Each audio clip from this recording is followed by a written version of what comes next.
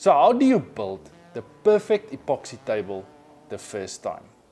You're planning to build your first table, or you built one already, or you want to start a company manufacturing epoxy tables. There's two answers to that question. The short answer is, down in the description of this video, you'll find a link that will take you to our website, that will take you to our online shop. There you'll find a document.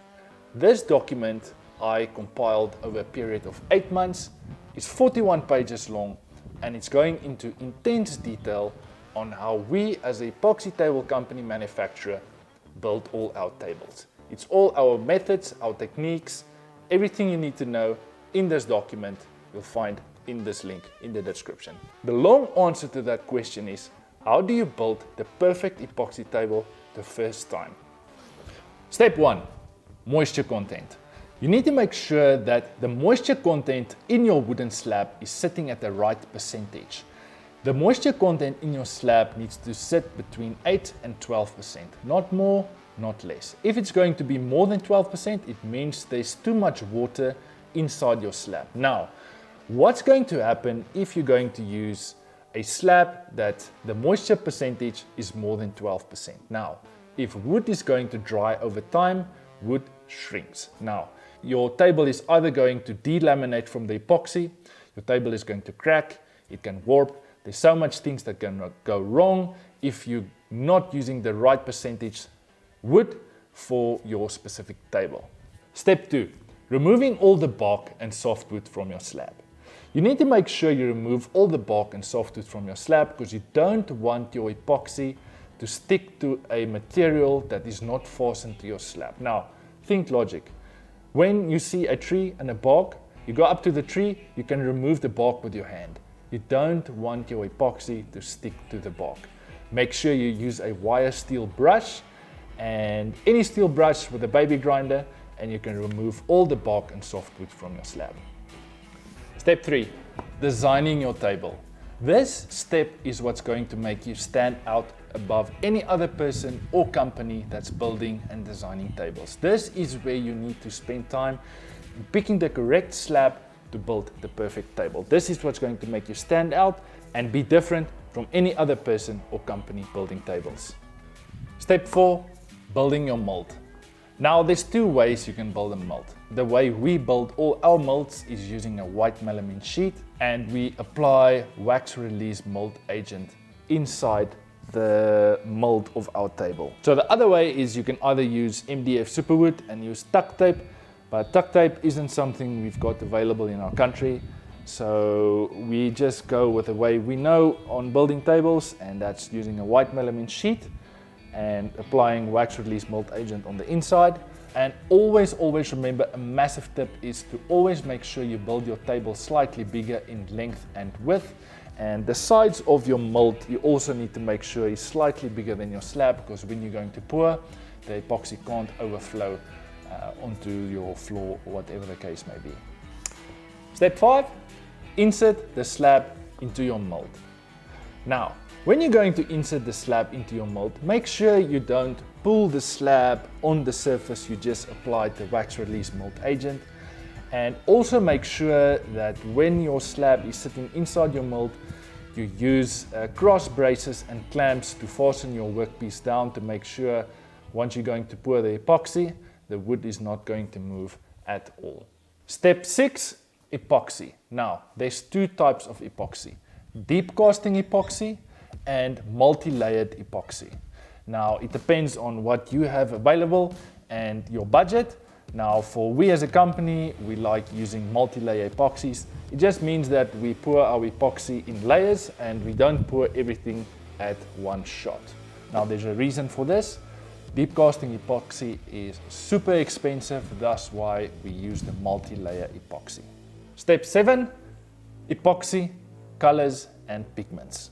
Now, this is also something that you need to discuss with your client, or a specific color you want for your epoxy table. Now, there's only really one way I know in getting the color you want, and that's when you're going to mix your epoxy and resin all together in one bucket.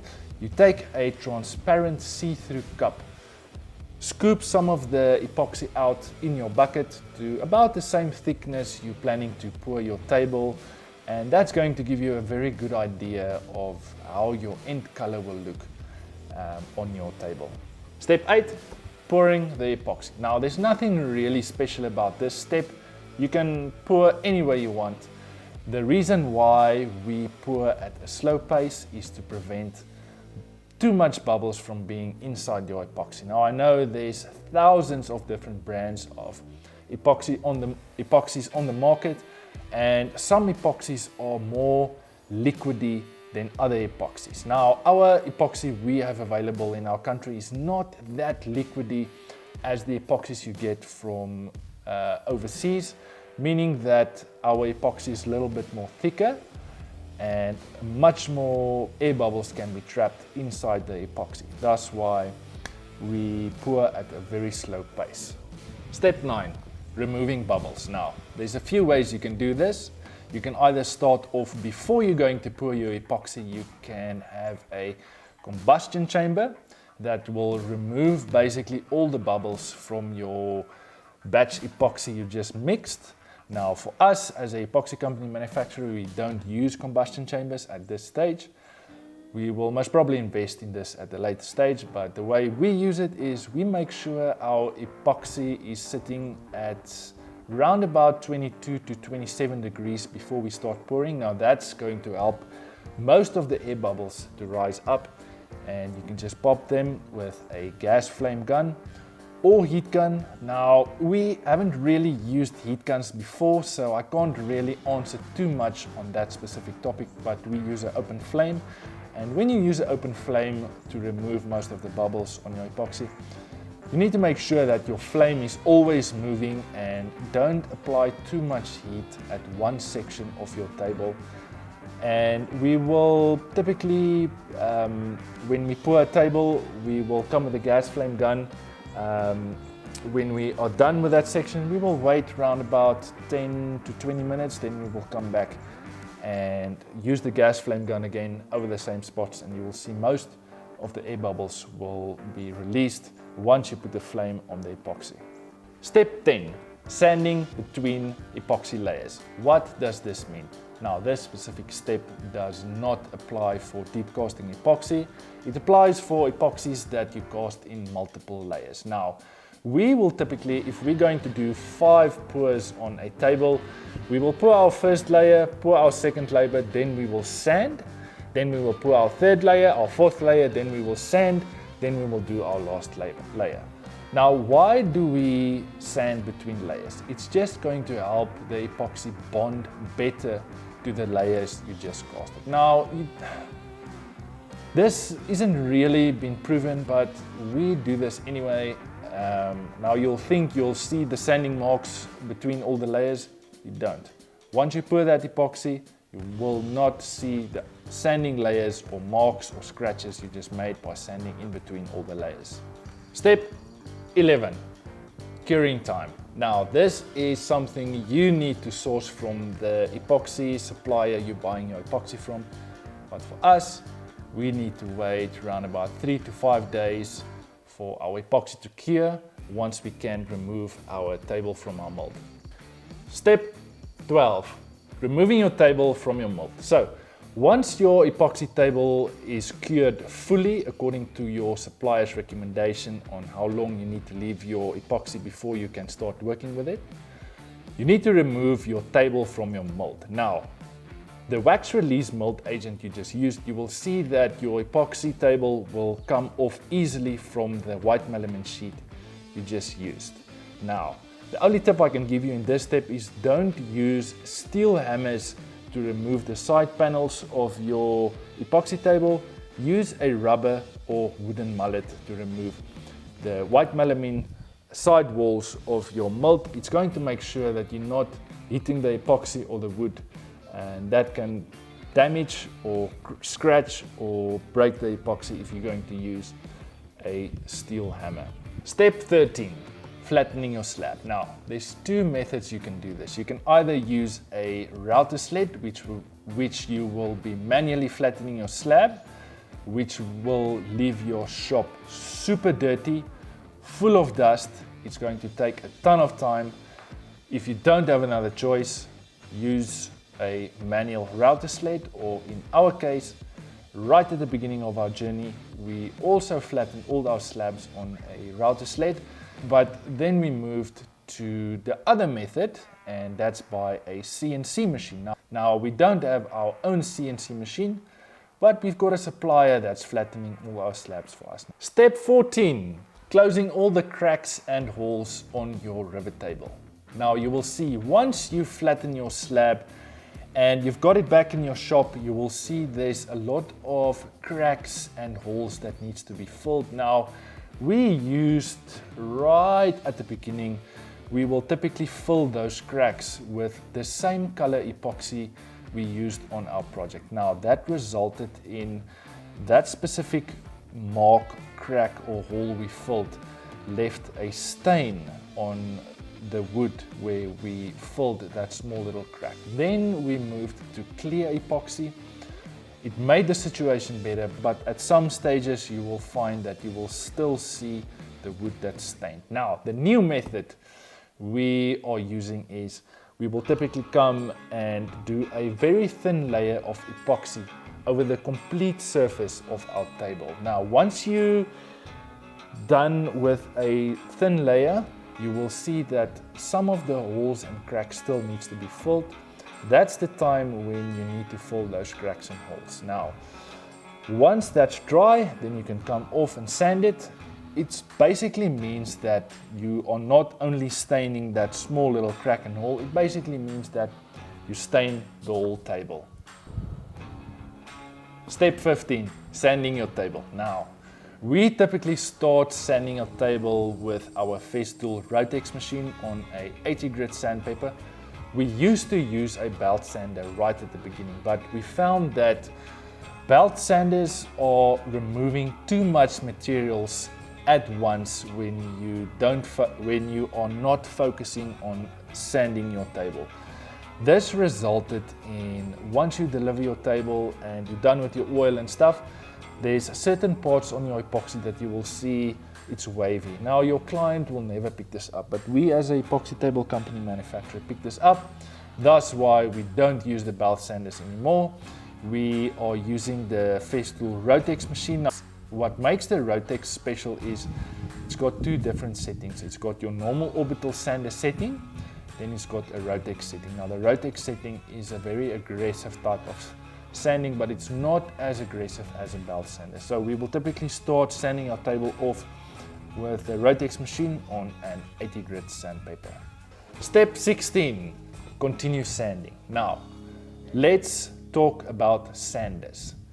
Sanders, you get a ton of sanders on the market, but sanding epoxy, you need a finishing sander. Now, we learned this the hard way.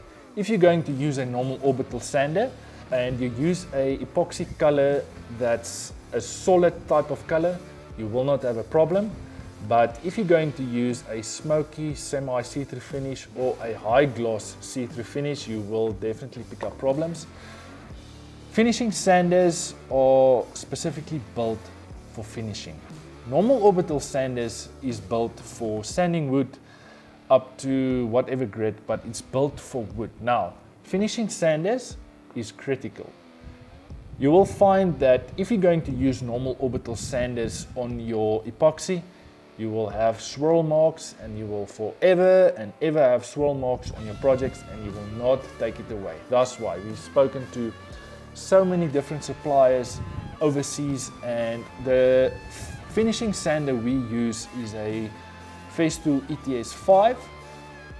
It's designed for finishing. It's got a very stable shaft, and we can sand for long durations of time. And we found that this machine is giving us the perfect finish for all our tables. Now, once you're done sanding your table with the 80 grit sandpaper, you will move to 120 grit, 180 grit, 220 grit, and then 320 grit. Now we will stop at 320 grit, then we will move to the next step. Step 17, routering and cutting your table to its final size. Now, Once you are done sanding to 320 grit, that's when you're gonna come and put your track on top of your table and cut your table to its final size. And once that's done, you will always use that same flat surface you just sanded to 320 grit. Your router will have a perfect smooth edge to run on. Step 18, finishing. This is where you need to decide what finish you want on your table. You're obviously deciding this right before you start your project, but for a smoky finish on your tables, we will typically sand our tables to 320 or 400 grit sandpaper. Or if you want a high gloss see-through finish, this is where you will sand your table all the way up to 1500 grit, and then you will take it through to the polishing stages. Now, step 19 will follow. If you are not going for a smoky finish on your table, you will polish your table. Now, the polishing stages of your table, we like using the FESTOOL system. Now, for the polishing part of your table, we use the FESTOOL system. It's a very easy system. You got 3 different colors with 3 different polish pads. You got orange, blue, and white in that order. And this is giving us the perfect finish on all our tables. Now, you will sand your table to 1500, then you will start with your orange color, your blue color, and then your white color. Now, we will typically use a polish machine for this part as well, on a very low RPM. Step number 20, oil. What oil do you use for your table? And where do you apply your oil? Now, there's a lot of questions I get when we do a high gloss see-through finish where we polish our epoxy. We always get comments on why don't you apply the oil over the epoxy? Well, the epoxy is a polished surface. It's like your window at home. If you're going to apply cooking oil to your window, you will have a hard time removing it. So if you're going to do a smoky finish on your table where you sand your table to 320 grit or 400 grit, then we apply the oil over the wood and the epoxy section. Now, if you're going to polish your table, this is what we are doing. We will not apply the oil on the epoxy. We will only apply the oil on the wood section of our table. And the types of oil we like using, there's 2 applications we like to use. We like to use Rubio Monocoat, or we will typically use Odie's oils. Step number 21 is how to fasten your steel base to the underside of your table. Now, we used to use hex screws right at the beginning of our builds, but then we used to threaded inserts for multiple reasons. Threaded inserts, first of all, is a very clean, smooth look. And from our last 4 tables, we started using base plates on our steel bases just for a better fastening surface, if I can put it that way. So your steel base is much more secured and fastened to the underside of your wood. Now, the last step, and step number 22, is maintenance. So once you deliver your table to your client or you build it for yourself, the one question we 100% get from all our clients is, can epoxy scratch? And the easiest answer to that question is yes. Just like 95% of all materials around the world, everything can scratch. Your car can scratch, your face can scratch, the wood can scratch, everything can scratch. I think granite is, there's not a lot of materials out there that's scratch resistant. So it's important you inform your client that epoxy can scratch. And also a tip we want to give you, once we deliver all our tables to our clients, we will typically do a last coat of oil in front of the client, and then we will have the conversation with them on how to do maintenance on your table. Don't put warm pots or pans and stuff on the epoxy section of your table. Use coasters, use placemats, and it's irrelevant. You can inform your client that within 12 or 24 months, you have to come and inspect the table and see if everything's in order, and then you can also offer them maintenance plan, or you can come and sand the table down lightly and do another coat of fresh oil for them. to help you also with future business and to keep your relation with your client. So this is the basic steps in how to build the perfect epoxy table. If you got any questions, you are more than welcome to ask me in the comment section below. And also remember that all the steps I mentioned now is also in this document I made on how to build the perfect rivet table.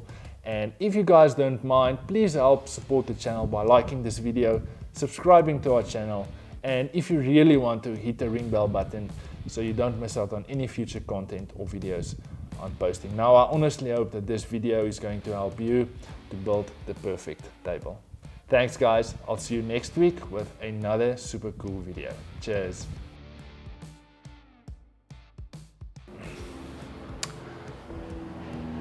Step 15. Step